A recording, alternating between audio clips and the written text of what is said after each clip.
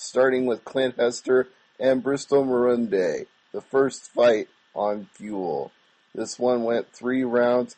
In the third round, Hester rocked Marunde with a right elbow and finished the fight at 3:53 by TKO. Next up was Dylan Andrews and Jimmy Quinlan, also at middleweight, also featuring guys from this season of The Ultimate Fighter.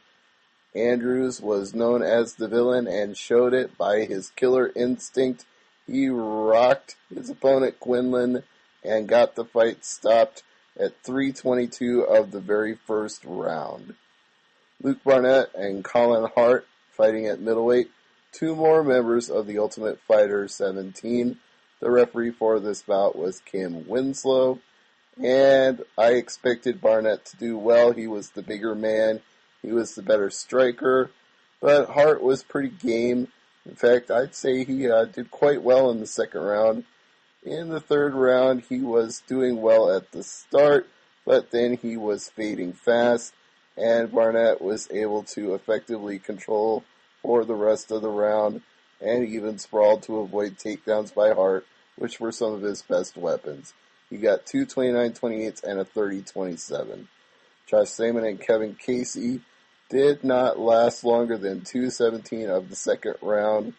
The winner by TKO was Josh Samon. It was a typical King Casey fight where he looks good in the first round, was going for submissions, got pile drived on his head to get out of one, but then he gassed out in the second due to his incredibly muscular frame. The first main fight card was Bubba Mcdaniel versus Gilbert Smith at middleweight, and Mcdaniel was given a pretty good fight early on, but in the third round he was able to sweep, go for a triangle and an arm lock at the same time, and get the tap at 2:49 of the third. Hopper Brown and Gabriel Gonzaga was very quick. This one ended at 1:11 of the first round when Hopper Brown landed a bunch of elbows and rocked Gonzaga, slumped him. Some people are debating whether they were illegal or not, but the ones that stopped the fight were legal. So, Hopper Brown gets a big win. Miesha Tate and Kat Zingano. The winner goes on to face Ronda Rousey and coach The Ultimate Fighter. Zingano pulls this one out after takedown Tate, does a bunch of takedowns in the first 2 rounds, but in the third, Zingano overwhelms her with knees and 1 elbow before Kim Winslow steps in for the save. 2:55 of R3 for Kat Zingano.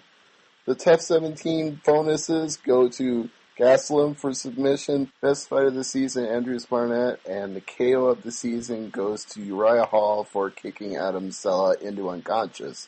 Speaking of whom, he fought Kelvin Gastelum in the middleweight finale of the entire Goldarn season, and it went 3 rounds. Gastelum was on the gas from the very beginning, had the crowd very much on his side.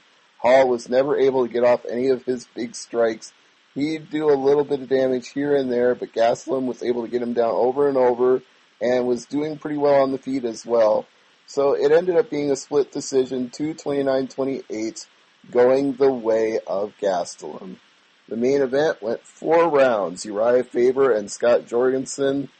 And Faber was probably only really in trouble in the third round as Jorgensen turned it on with the striking. But in the fourth round, Faber was able to capitalize on one mistake and get in a rear naked choke and tap his opponent out. The official time was 3:16 of R4.